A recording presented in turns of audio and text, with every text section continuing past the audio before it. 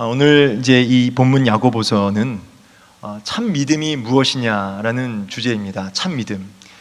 우리가 언뜻 보기에 이 야고보서는 이제 행함을 강조하기 때문에 야고보서가 말하는 이 행함과 또 사도 바울이 말하는 이신칭의 믿음, 그러니까 믿음으로 구원받는다고 하는 이 말씀과 뭔가 이렇게 대조되고 충돌되는 것처럼 보일 수 있습니다. 그러나 우리 야고보서를 계속 공부하시면서 우리가 확인하게 되는 것은 무엇이냐면, 야고보서도 결국은 믿음에 대한 이야기를 하고 있는 것이죠. 오늘 본문을 이제 통해서 확실하게 이제 깨닫게 되는 것은 행함이 있는 믿음이냐 아니면 행함이 없는 믿음이냐의 이 주제를 다루고 있다는 것이에요. 그래서 행함과 어떤 믿음, 이 두 개를 따로 떼어서 행함을 말하는 것이냐 믿음을 말하는 것이냐가 아니라 행함이 있는 믿음이냐 행함이 없는 믿음이냐, 이 믿음에 대한 이야기를 하고 있다는 것이죠. 이 참 믿음은 반드시 행함으로 확장된다고 하는 이 진리가 사실은 이 십자가 복음 진리하고도 정확히 일치합니다. 여러분, 우리가 이 십자가, 우리 어제도 담임 목사님 통해서 이 복음을 들었는데, 여러분, 이 십자가에 우리 예수님께서 못 박혀 죽으신 이유가 무엇입니까? 네, 자주 이렇게 또 제가 강단 설 때마다 이 부분을 이야기하는데, 예수님께서 십자가에 못 박혀 죽으신 이유를 물어보면 많은 사람들이 죄사함에 대해서 말씀하시죠. 죄사함. 그런데 여러분, 거기서 끝나면 절대로 안 된다는 것입니다. 맞습니다. 예수님은 우리의 죄를 위해서 십자가에 못 박혀 죽으셨습니다. 그러나 동시에 성도의 거룩한 삶을 위하여 죽으셨다는 것이에요. 예수님의 십자가에 못 박혀 죽으신 이유를 이 두 가지를 다 같이 말씀하셔야 됩니다. 주님이 나의 죄를 위해서 돌아가셨다. 여기서 끝나지 말고 거룩한 성도의 삶을 향하여 우리 주님이 죽으셨다라고 말씀하셔야 된다는 것이죠. 그래서 이것을 나눌 수 없다는 것입니다. 죄사함 그리고 거룩한 성도의 삶을 이분법적으로 이렇게 나눌 수 없다는 것이죠. 그래서 자연스럽게 예수를 믿고 내 안에 성령님 내주하셔서 죄사함의 은혜를 경험한 자들은 반드시 내 안에 계시는 성령님에 의하여 여러 가지 형태로 변화를 일으키게 되고 자연스럽게 성도의 삶으로, 거룩한 성도의 삶으로 나아가게 된다는 것입니다. 그래서 내 믿음이 진짜인지, 내가 죄사함 받은 것이 분명한지를 확인할 때 어떤 변화, 이 성화가 내 안에 일어나고 있는지를 확인해 보는 것이죠. 그래서 우리 주님도 열매로 그 나무를 알리라 라고 말씀하신 것입니다. 근데 이제 좀 사실은 더 우리가 좀 여기서 좀 더 나아가서 고민해 볼 주제가 있는데, 그게 무엇이냐면, 분명히 참 믿음은 열매를 통해서 확인됩니다. 오늘 본문도 그것을 얘기하고 있고요. 그래서 행함을 확인하고 내가 진짜 믿음인지를 확인하는데, 여기서도 유의할 점이 한 가지 더 있다는 것입니다. 그것이 무엇이냐면, 그 열매, 그 행위가 믿음에 의한 행위냐라는 것이에요. 우리가 순종도 하고 봉사도 하고 헌신도 하는데, 그 열매를 통해서 우리가 우리 믿음을 또 확인하지만은 동시에 내 안에 믿음에 의한 그 결실인지를 확인해야 된다는 것입니다. 사실은 믿음으로 거듭나지 않아도, 성령으로 거듭나지 않아도 본성적으로 그분이 원래 열심히 있고 원래 성품이 착하고 또 행실도 참 좋을 수 있습니다. 그래서 교회 안에서 봉사도 열심히 할 수 있고요, 또 여러 가지 중직자가 될 수도 있습니다. 심지어. 그러나 그 여러 가지 봉사와 또 헌신과 여러 가지 행실이, 선한 행실들이 내 본성에 의한 것인지 아니면 내주하시는 성령님에 의하여 또 내 안에 계시는 그 말씀의 어떤 찔림에 의하여 그렇게 믿음으로 한 행위인지를 확인할 수 있어야 된다는 것입니다. 그래서 이 부분까지, 그래서 우리의 믿음을 행위, 열매로 점검하되 그 행위가, 그 열매가 내 안에 계시는 성령님에 의한 것인지를 좀 더 면밀하게 점검해 볼 필요가 있다. 어디서 나온 행위인지를 확인해 볼 필요가 있다는 것입니다.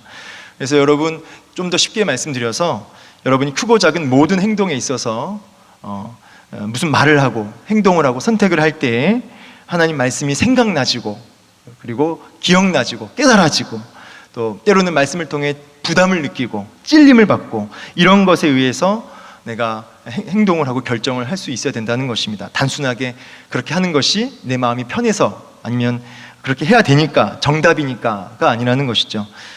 그래서 여러분 질문하십시오. 나는 왜 봉사를 하고 있는가? 나는 왜 화가 나는 이 상황에도 바보처럼 참아야 하는가? 단순하게 마인드 컨트롤이 아니라 도덕적인 이유 때문이 아니라 하나님의 영광을 위해서, 또 하나님을 기쁘시게 하기 위해서, 또 주일날 주셨던 말씀을 기억하면서 그 일을 할 수 있어야 된다는 것입니다. 오늘 본문 이제 14절에도 동일하게 질문을 하는 것이죠. 내 형제들아, 만일 사람이 믿음이 있다라고 하면서도 행함이 없으면 무슨 유익이 있으리요? 아무 효력을 줄 수 없다는 것입니다. 그 믿음이 능히 자기를 구원하겠느냐? 그것이 진짜 구원받는 믿음이냐? 행함이 없는 그 믿음, 그것이 진짜 자기를 구원하겠느냐라고 우리에게 질문하고 있는 것이죠. 그러면서 이제 15절, 16절에서 구체적으로 더 이제 질문하는데, 만일 형제, 여기서 말하는 이제 형제 자매라고 하니까 같은 공동체 안에서 이 성도들인 것으로 보여집니다. 헐벗고 일용할 양식이 없는데, 당시 초대교회 당시에도 굉장히 어려운 지체들, 이렇게 비참한 이들이 많았다고 합니다. 야고보 이 기자가 그것을 보고 그들을 실제적으로 실천적으로 돕지 않는 것에 대해서 참 많은 답답함을 느꼈던 것 같아요. 오늘 본문에서 오늘 이 말씀을 통해서 우리에게 그대로 이제 적용해 봤으면 좋겠는데, 교회 안에서도 어려운 지체들이 분명히 있습니다.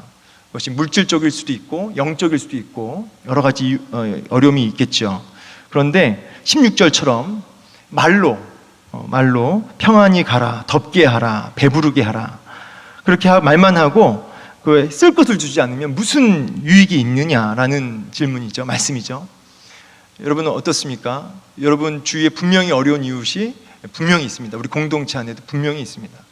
그들을 향해서 여러분 말로만 우리가 돕고 있지는 않은지, 여러분 작아도 좋습니다. 내가 가지고 있는 능력치 안에서 작아도 좋은데 그것을 우리가 실천적으로 그를 도울 수 있어야 된다는 것입니다. 그래서 말만 아니라 이 행함과 진실함으로 우리가 그들을 사랑하고 도울 수 있어야 된다라고 오늘 주님 말씀하고 계시죠. 그러면서 19절부터는 굉장히 엄중한 말씀을 이제 하고 계시는데요.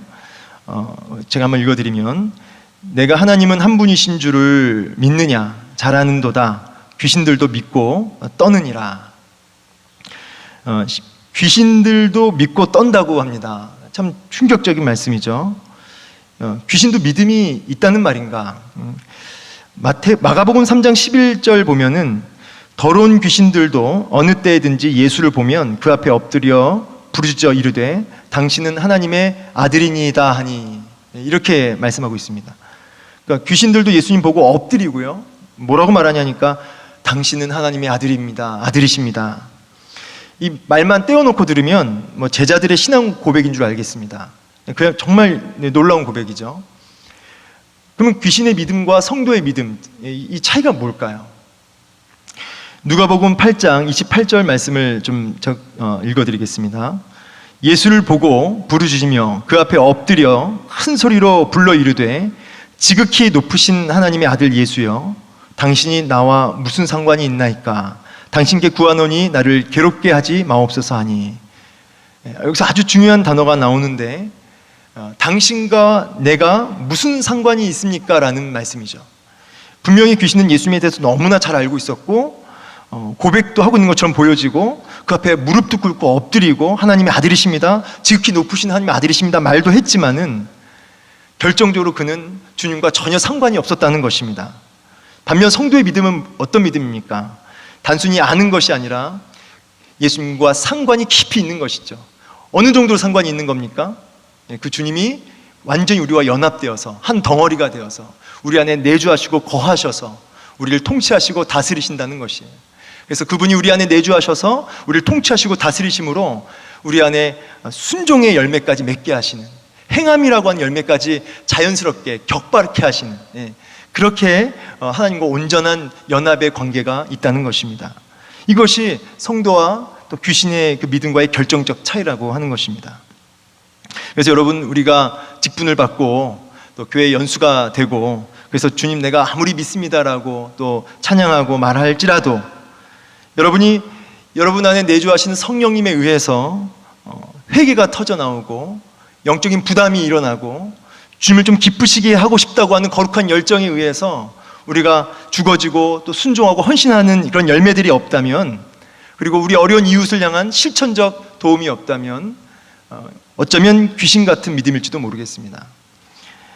야고보는 너무나 안타까워서 20절에 비명과도 같은 탄식을 합니다.